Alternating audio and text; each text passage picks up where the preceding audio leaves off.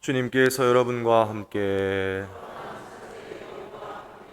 마르코가 전한 거룩한 복음입니다. 그날 저녁이 되자 예수님께서 제자들에게 호수 저쪽으로 건너가자 하고 말씀하셨다. 그래서 그들이 군중을 남겨둔 채 배에 타고 계신 예수님을 그대로 모시고 갔는데 다른 배들도 그분을 뒤따랐다. 그때 거센 돌풍이 일어 물결이 배 안으로 들이쳐서 물이 배에 거의 가득 차게 되었다. 그런데도 예수님께서는 고물에서 베개를 베고 주무시고 계셨다. 제자들이 예수님을 깨우며 스승님, 저희가 죽게 되었는데도 걱정되지 않으십니까? 하고 말하였다. 그러자 예수님께서 깨어나시어 바람을 꾸짖으시고 호수더러 잠잠해져라, 조용히 하여라 하시니 바람이 멎고 아주 고요해졌다. 예수님께서는 그들에게 왜 겁을 내느냐, 아직도 믿음이 없느냐 하고 말씀하셨다. 그들은 큰 두려움에 사로잡혀 서로 말하였다. 도대체 이분이 누구시기에 바람과 호수까지 복종하는가? 주님의 말씀입니다.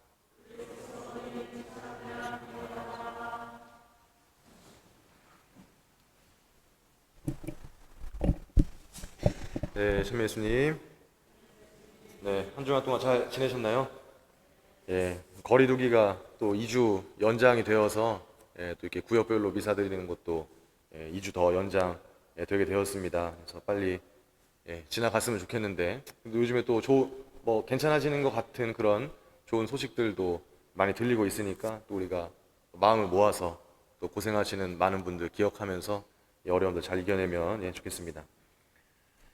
네, 지난 주일에는 하느님 나라에 관한 비유를 우리가 들었습니다. 네, 뭐 다 잊어버리셨겠죠? 네, 그 뭐죠? 저절로 자라난 씨앗의 비유와 겨자씨의 비유를 들었습니다. 그리고 오늘 우리가 들은 마르코복음 4장 35절부터 5장 전체는 예수님께서 일으키신 기적을 전하고 있어요. 그러니까 예수님께서는 말씀으로 하느님 나라가 어떤지 무엇인지 가르치시고 그 기적을 통해서 행동으로 그 하느님 나라가 또 무엇인지를 보여주고 계시는 겁니다.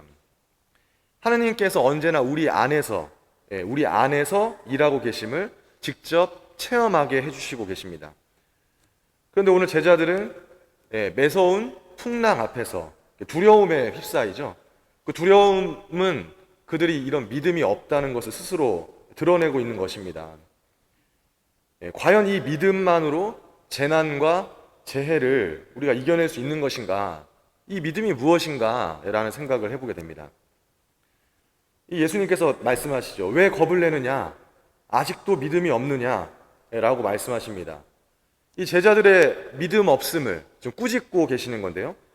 반대로 얘기하면 하느님께서 우리 안에서 계속 일하고 계시다라는 걸 믿는다라는 건 굉장한 어떤 어려움과 두려움을 이겨낼 수 있는 큰 힘이다라는 것을 또 알려주고 계십니다. 그런데 이런 믿음이 좀 우리는 요즘에 특히 더 세상으로부터 조롱을 받고 있죠. 작년 이렇게 하느님께서 코로나를 물리쳐 주실 거라는 강력한 믿음으로 방역 수칙을 소홀히 한 몇몇 종교 단체가 있었습니다. 그래서 어떻게 됐죠? 하느님이 믿음으로 코로나 없애주셨나요?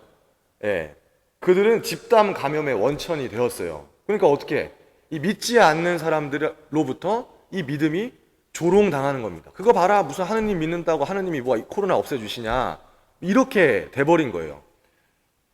과연 예수님께서 말씀하시는 믿음이 이런 것들을 말씀하는 것일까? 코로나가 오는데 마스크도 안 끼고 그 하느님이 해주실 거란 믿음으로 그거를 하지 마라, 이런 믿음을 말씀하고 계시는 걸까? 그렇다면 과연 하느님께서는 당신의 강한 힘을 어떤 방식으로 우리 안에서 펼치고 계실까라고 질문하게 됩니다. 제가 며칠 전 즐겨보는 프로그램인데요. 유퀴즈 혹시 보시는 분 계시나요? 좋아요. 네. 유재석 씨 나오는 건 꼭 보세요. 네. 뭐든지 다 아주 유익한 프로그램입니다.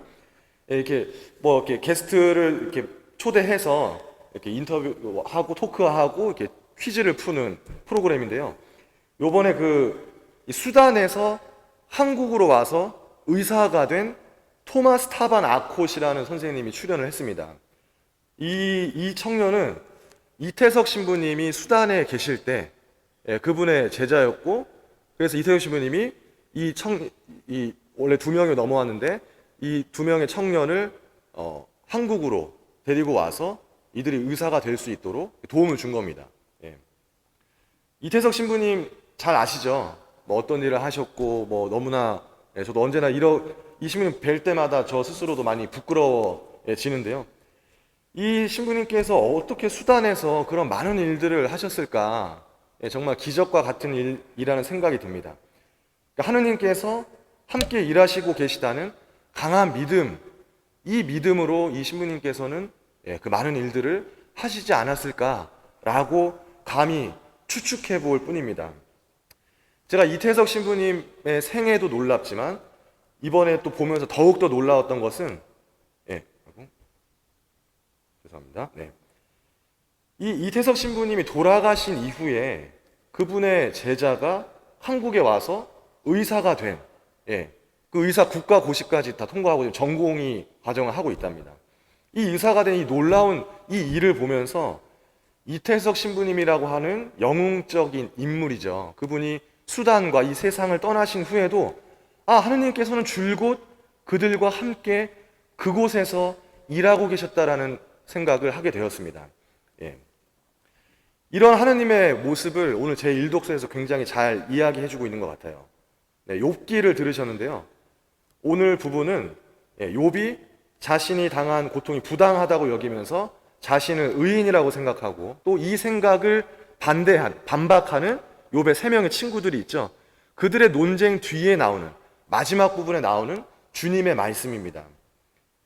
오늘은 바다에 관련된 이야기만 나왔지만 더 많은 이야기들이 있어요. 그러니까 바다가 생길 때 너는 어디 있었냐? 내가 이 세상을 지을 때 너는 어디 있었냐? 뭐 하고 있었냐? 이런 것들을 묻고 계시는 겁니다.